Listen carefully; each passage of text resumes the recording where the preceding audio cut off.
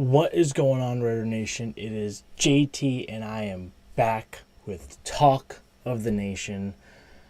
And it is preseason Game 2 time, and I am very excited. It's 24 hours from kickoff. It's kind of perfect timing to have the show at 10 p.m. tonight, well, Eastern time. As you guys know, I'm East Coast, so it's 10 p.m. here. It's late night on a Friday night, but I'm here for you guys, making content, making a live show for you. And I will also be live 24 hours from now with Game Day Live, discussing, talking, reacting to the live Raiders preseason game versus the Dallas Cowboys on NFL Network at 10 p.m. So make sure you guys are tuned in and ready for my live reaction to that. Now, to start things off, we got to go with Raiders talk. Injury news, roster news before we even get into that game. And the first, most important, biggest news is JPJ coming off the PUP list. It's a great step in the right direction. I do not believe this means that he's going to be starting anytime soon or even playing anytime soon. As we saw on Wednesday, he was in a red non-contact jersey. So he is still being, slowly being brought in to contact and all that good stuff. But it's great seeing him at practice. And even Antonio Pierce agrees with me in saying that he will not most likely be a week 1 starter, despite him probably being our best left guard for us. But as discussed last episode on Monday, we talked about Cody Whitehair being a perfectly fine left guard to have there to start the season. And by week 3, I will say it'll be his first game. You can write it down now. Week 3 will be Jackson Powers Johnson, first NFL game at home versus the Panthers. Probably a great game for him to start. Panthers look like a dog shit team, so it's absolutely perfect to be starting at that point. However, there is still no Colton Miller. Antonio Pierce has talked about constantly that he should be on his way back after the Dallas game tomorrow at 10 p.m. Don't forget to tune in to Raider Game Day Live tomorrow here on the channel. But hopefully he comes back soon. Hopefully that is correct. Hopefully that he is off the PUP list at least. He doesn't need to be practicing for me to be, feeling I just need to see him practicing. I need to see him at practice off the PUP list. I don't even need to see him in action. He could be a red shirt up until the first game. Colton Miller just needs to be on the practice field just a little bit. Doesn't have to be just doing what JPJ is doing right now. But hopefully he gets back soon because we really need Colton Miller for this season, especially since Thayer Munford is hurt again. Although not officially, there's no injury report saying that he's not going to play in this game yet. But Thayer Munford is hurting his hand constantly at camp so far. We first saw it happen a week and a half, 2 weeks ago, where his finger got bent in a weird way. He had to get off the field. DJ Glaze came in, played really well, but then Thayer Munford came back and was put back in. But that's been kind of the flow so far. Thayer Munford has been getting injured in that hand, and you need your hands as an O-line. You need your hands in football. You need your hands to live, but especially as an offensive tackle to be able to push those edge rushers away, punch those guys in the chest, and get them away from your quarterback. If his hand is hurt, that is not looking good for Thayer Munford. Whether he's at left tackle because Colton Miller's hurt or right tackle because Colton Miller's healthy, it doesn't matter. But the good news is that DJ Glaze has been reportedly very good at camp and very good in practice. And we even saw it in the game. He was really good and really solid at right tackle. Now, this, like I said, Thayer Munford is kind of our swing tackle to left if Colton Miller's hurt. He's been really solid at left tackle and right tackle. He is the perfect swing. But if he's hurt and Colton's hurt, that means DJ Glaze is at the right and Andrews Pete is at left, and that is not going to be good. Which is why the title of this whole live stream is the O-line could be a problem. It could be a concern if Colton Miller doesn't come back, if Thayer Munford's hurt, and DJ Glaze is a rookie out there on right tackle. Now, he could be a really good rookie. We never know. You never know. But he's still going to be a rookie at right tackle and a brand new offense for him, and just he could struggle. and that means you have only your interior, but even then, JPJ might not be there at the start of the season. You only have 2 returning starters probably right now if Thayer Munford is decently hurt, and that is Dylan Parham and Andre James, and that is all you have. So it is definitely a concern. The O-line is definitely becoming a concern for me. I don't know. I haven't seen anyone really else talking about it or discussing it. Again, Thayer Munford and Miller are kind of up in the air right now, but JPJ is not up in the air. He is not starting week 1. He's probably not going to be here till week 3 or even midseason. So it is looking a little bit more concerning on the O-line, and that is just maybe my opinion. Maybe I'm just looking at it in a bad light. I am not sure, but that is just what I am seeing and what I'm telling you guys my opinion of. Beyond that, some positive news, like if you want to call it positive, is that Nathan Peterman has been signed. For a hot second there, we had 5 quarterbacks, but I'll get that to in a second. But I guess Anthony Brown and Carter Bradley are truly that bad because Nathan Peterman is back in the silver and black. And what's really even crazier is that of his, I think, 6 or 7 years in the league, he's been with us for 4 of those years, and that was all the Gruden years where John Gruden was our head coach. But right after he left Las Vegas, he went to Chicago with Luke Getsy. So he knows his offense, so he's going to be great for practices. He's going to be great for preseason to get the looks that we need to see. Because I feel like it's been an issue for the offense to, our starting quarterbacks, first time in this offense, blah, blah, blah, blah, blah. Defense is really dominating. But when you get to those 3s and 4s, that's when you can really start seeing looks and different people maybe being better than we think or maybe being worse than we think. But we haven't had a quarterback to really show that. Carter Bradley, we have not heard of in camp at all. Anthony Brown has been athletic in camp, and that's really it. And in the preseason game, he was atrocious. They only gave Carter Bradley, I think that he had a total of 6 snaps, and they ran the ball 6 times. So I think that just shows their confidence in our backup quarterbacks beyond Aiden O'Connell and Gardner Minshew. So getting into that next part is that Anthony Brown is cut. He's gone. Bye-bye. See you later. Which is fine because he sucked. I wish him the best. I hope he finds success elsewhere, but hopefully on another team because he was fucking awful. No ifs, ands, or buts about it. He was atrocious. The O-line, yes, didn't look great, but he got sacked. He was just throwing awful balls. He had no pocket presence. He did not know where to go with the football. He looked literally one of the worst preseason QB performances of all time. And he was going up against 3rd and 4th stringers on a already bad and no depth Vikings defense. He looked atrocious, and is a big reason why we lost that game and lost the lead. But to sum it up, he sucked, and that's about it. So let's move on. But Davante Adams is back, which is another great news. However, Keelan Doss has been waived, so soul for a soul there, especially with Nathan Peterman and Keelan Doss also being on the same team at the same time in, I think, the 2019 season, which is really funny. 2 preseason legends for the Raiders, but Keelan Doss is waived, Peterman signed, so a soul for a soul there. But Davante Adams is indeed back.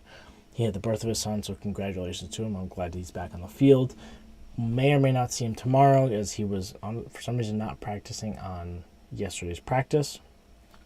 But some other players also did not, like Andrews Pete and Cody Whitehair, so it may have been like a vet day off type of thing, which honestly, fine. That happens all the time. You see it all the time. Practices get taken off by older players because they're not as young as they used to be, don't need to be practicing every fucking day, because at this point they are where they are in their career and they're not really going to be getting any better or worse if they miss a day of practice, especially someone like fucking Davante Adams, who's going to be absolutely elite this year.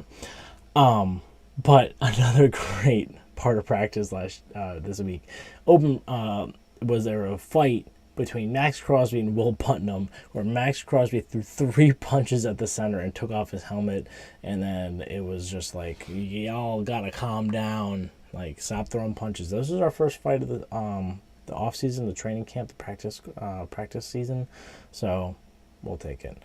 Speaking of practice, first open practice was on Wednesday, and I really, really wish I was not on the East Coast for this part. I wish I lived even remotely close to Las Vegas. I wish I could have been at that practice, that open practice. The first time that I've heard about an open practice in Allegiant Stadium so far since they've been in Las Vegas. And I think this is just a new angle and new marketing and new everything that the Raiders are going for. The last regime was so terrible is that their marketing department's like, we need to bring in Raider Nation again, and we need to give them the free open practices, free parking for the open practice. So the Raiders literally made money solely off of possibly concessions. And that is it, in team store purchases.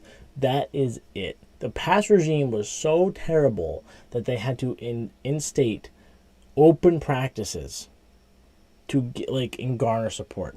And I think it's really helped. Raider Nation vibes are really strong this year, and I'm really digging it. I'm loving it. I'm loving how much they're really giving back to Raider Nation since really November 1st. Since AP became head coach, the vibes have been different. And I know vibes don't win you football games, but vibes bring vibes, and good vibes have been going through Raider Nation so far. The only really drama we've had is a quarterback battle.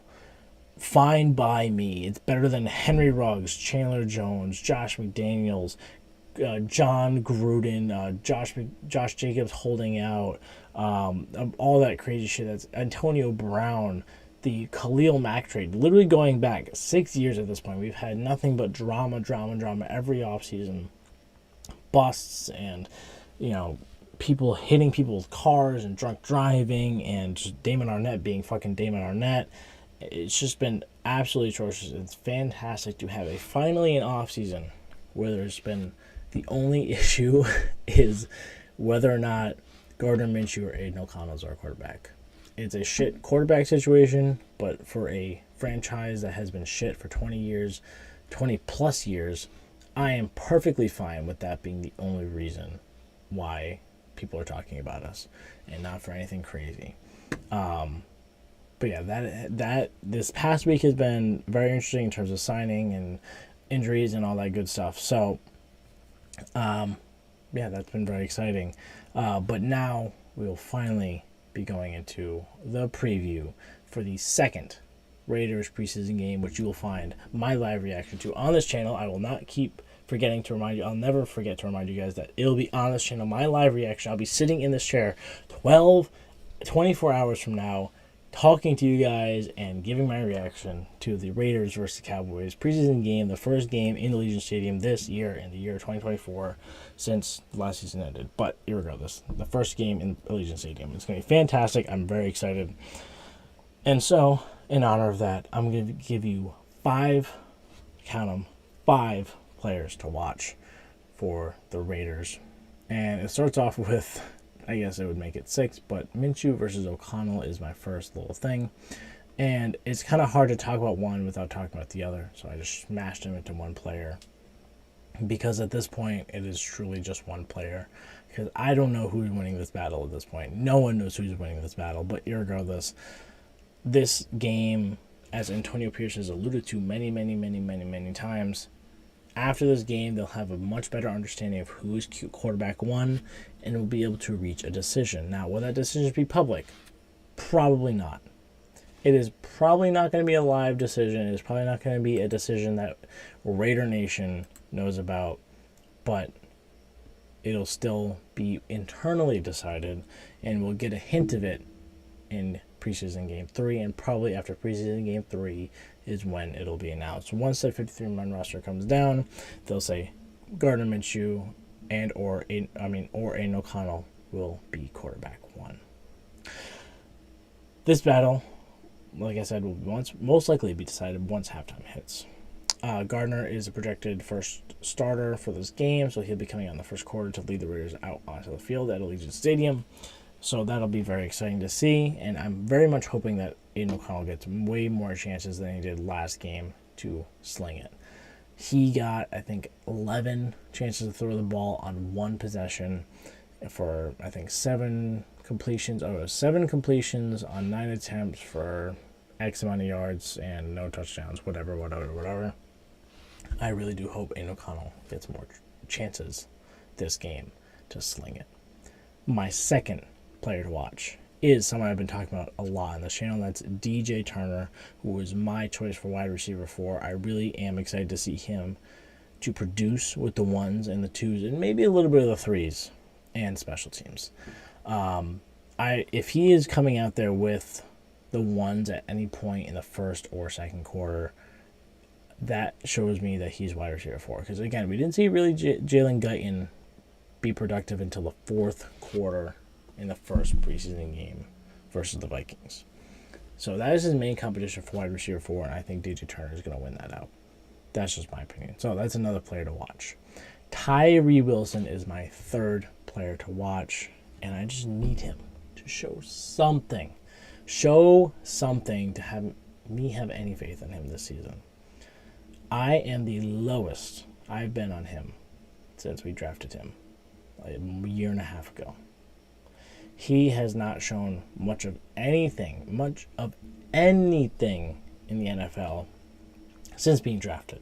Now, again, I talked about this last episode, and I will not keep bringing this up, but this will be the last time I bring this up. I know he had a foot injury. I know he missed training camp. I know he had a slow start to the season. I know he was thrown into the fire because of the Chandler Jones situation. That was a whole drama fest last year. However, that is still, at this point, no excuse for why he cannot produce this year. It takes time to develop. I understand that. But if you're a top 10 pick, you need to develop now. Your time is now. It's not a year from now. I don't want to see production a year from now. I want to see production this season. And he needs to start showing that even in preseason games. Last preseason game, he posted a mid-tier, middle-of-the-pack PFF grade, and I didn't even hear his name once. I saw him on the field, but I did not see him making any plays, and I need to see him making plays. He made one sack this entire camp when the defense has been absolutely dominant. When you're seeing players like Max Crosby, Christian Wilkins, oh my God, Adam Butler, and John Jenkins, and Malcolm Kuntz, and Jack Jones, Robert Spillane, Divine Diablo, Trayvon Murray, Marcus Epps. So many names are making names for themselves in this camp, and he's not doing shit.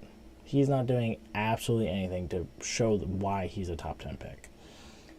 And I think he is truly just going to be in a long line of busts because at this point, Janarius Robinson is better than him at his job, at edge. I am excited to see Janarius Robinson actually pop off possibly this year behind Kuntz and Crosby. I don't think Tyree Wilson's going to be popping off as much as Janarius Robinson this upcoming season. Now, my fourth player to watch is Jacorian Bennett. I have talked about him decently enough on this channel. Talked about him decently enough on Twitter. Jacorian Bennett was bad. Really bad last year. But this camp, confidence is high for him. He's been balling out against a struggling offense. And he played really well against the Vikings. He had a clutch fourth down stop, pass breakup in the end zone on fourth down against the Vikings. And he didn't really do much after that, but that was his big flashy play, and I'll take a nice big flashy play from him. He can just show me more for me to be a little bit more believing in him for cornerback 2 next to Jack Jones and Nate Hobbs, but if he can play really well in this game, I think he can do it. I think he'll get there. Now, the fifth one is Amari Gainer. He was one of my gainers from last episode, if you watched on Monday. I think Amari Gainer could be a very impactful special teamer and backup linebacker for us this season. And I'm very excited to see him moving up to play with the 2s and maybe even the 1s and more special teams because that's what he's been doing in camp. He's been in with the 2s. He's been in with the 1s a little bit. He's been with the special teams. And I'm very excited to see him improve for his second preseason game. So let's see if that progress continues. And now, that is my 5, count them, 5 players to watch for the Raiders in tomorrow's game that I'll be live streaming on this channel. My live reaction, all that good stuff. Don't forget to tune in. Now, things of note to note before the game about the Cowboys is that the Cowboys got 4 interceptions last game. 4! That's a lot. That's a lot of interceptions. So we shall see how their defense plays against our offense this game. And just really if our quarterbacks are up to snuff. Can they be better than Stetson Bennett the fourth? Is basically what I'm saying. Because all 4 of those interceptions came off of Stetson Bennett, which is absolutely insane. Next up, Trey Lance is fourth in passing yards with 188 total yards passing in his first preseason game. So he should be giving our ones a decent look because Dak Prescott's not playing this game. No way in hell is Dak Prescott playing this game. So Trey Lance should give us a good, solid look at decent quarterback play. And so I'm very excited to see how the defense reacts to that. He's also leading their team in rushing yards, which is very sad, but also impressive for him. The two biggest ones, I guess the three biggest individual players I will be talking about is Tyler Guyton, Cooper Beebe, and safety Marquise Bell. They all posted a above 70 PFF grade. Tyler Guyton with an 80.7, a top 5 PFF grade for their team on the offensive side at left tackle. So he'll be going against Kuntz and Wilson and Janarius Robinson and David Agoa and all those guys. And I'm very excited to see how they do against him. Cooper Beebe is a center. Cooper Beebe.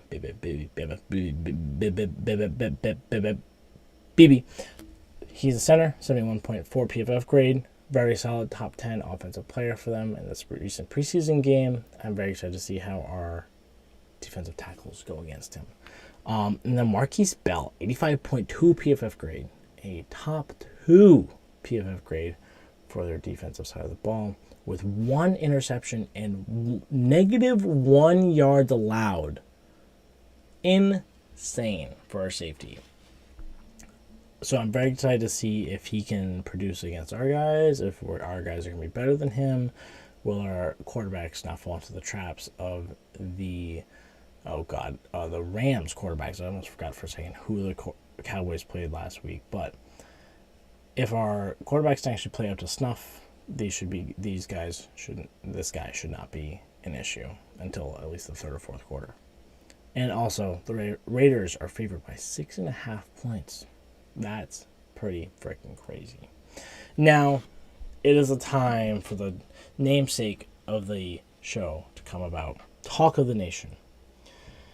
So, I put out a tweet yesterday saying, what is your Raiders opinion that will have you like this? And as Flynn Rider from the Disney movie Tangled with a bunch of swords pointed at his neck. I posted this last year, got a lot of responses. This year, not as many responses, but still some great responses. Now, I said I'll start with Aiden O'Connell is not the QB of the future.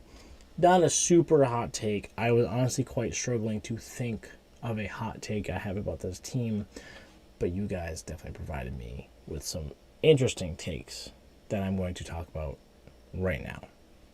The first one is from Main Event Max Meza on Twitter, saying, when y'all were hyping up Tyron Johnson so bad, calling him T-Billy and all, I never hyped him up. He was so ass. And I quite honestly forgot Tyron Johnson existed. I do remember this, actually. Now, looking back, I remember Tyron Johnson being so hyped up to be our steep threat speed guy. I think it was in 2022, maybe 2021. I don't even remember him being on the field. I don't even remember if he caught a ball. Never mind a touchdown. I don't even know if he caught a ball for us in the regular season. So, that is a very good point. Very interesting take that would have had the knives up to your throat maybe 3 years ago. But still, worth mentioning that I completely forgot that Tyron Johnson even existed on the Raiders. Now, for this guy, 585 Raider, at JMC Styles 2314 on Twitter, or X, whatever. Current Raiders, Tyree Wilson just doesn't have that it factor to make it in this league. His size and speed will only take him so far, but he's nothing more than a project. P.S. I hope I'm wrong. I hope you're wrong too. He does have that size, that speed, that power to make it in this league, but he just doesn't have, that little something, that little zest that can make him elite. Nick Bosa has it. T.J. Watt has it. Micah Parsons has it. Max Crosby has it. Myles Garrett has it. Even someone like Malcolm Kuntz has it. Tyree Wilson just doesn't have it. And I don't know what it is. And 585 Raider, great comment on this. I don't know what it is. I don't know what he's missing. He has all the tools on his body to be a great pass rusher, a great defender on the defensive line. He's just a bull rusher and doesn't really know what to do with himself. He almost has too much physical traits that he doesn't know how to handle it. But great comment from 585 Raider. I appreciate it. Timothy Elson at Bama_Raider91 says, Divine Diablo will be a Pro Bowler this year. I hope this is true. Only reason why I disagree is because Robert Spillane somehow was not a fucking Pro Bowler last year with well over 130 tackles and 3 interceptions. And was not a Pro Bowler. And something like 2 sacks. Dude was not a Pro Bowler with those stats. Divine Diablo has to put up fucking god-tier numbers at this point for him to be a Pro Bowler. Just the Pro Bowl voting did not go the way of the Raiders, but if their defense is elite and they can either be a positive win team like 9-8, 10-6, and or make the playoffs, Divine Diablo with his projected stats from last year when he wasn't hurt, which was fucking elite numbers by the way, should be a Pro Bowler this year. I do believe that. So I like this comment. I appreciate this comment. Thank you, Timothy, for the comment. Mundo at Abrahan or Abran at ABRAHN. I can't read apparently. He says, if Carr was still our quarterback, we'd make the playoffs. Derek Carr will never leave, apparently. He'll never leave the mines over the next maybe 10 years of Raider Nation. He will never leave the mines, I guarantee it. We'll be talking about him. Oh, if he was our quarterback this year, we would have we'd make the Super Bowl.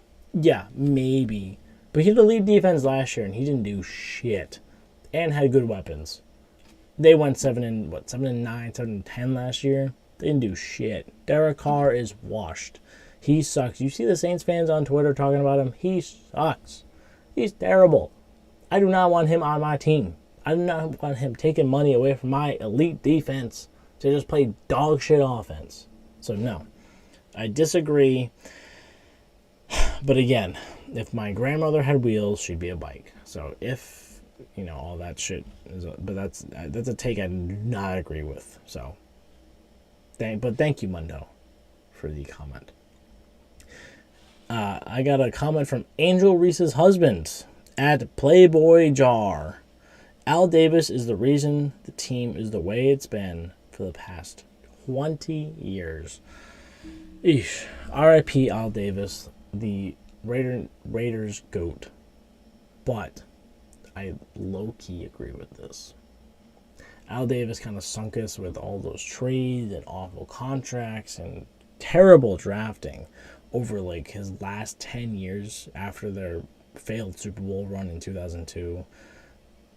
He sunk this team to unimaginable depths because he wanted players like James Jett. He traded John Gruden for simply ego. He, just Jamarcus Russell, just all those drafts, all those terrible players he drafted simply because he thought he knew better than everyone else and he was stuck in the freaking 80s. He was in the 2000s at that point. He was stuck 20 years before then.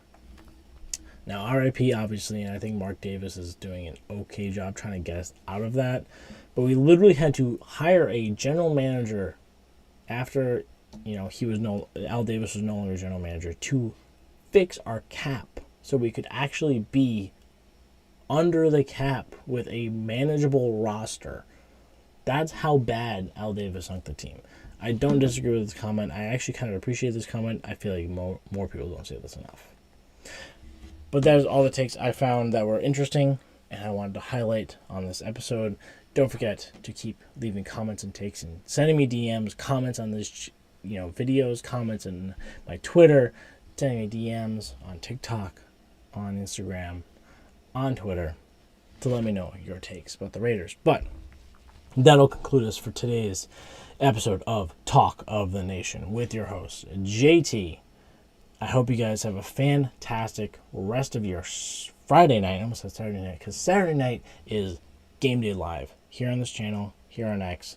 I hope you guys come by and join me there. I Appreciate all of you, and peace out, Raider Nation.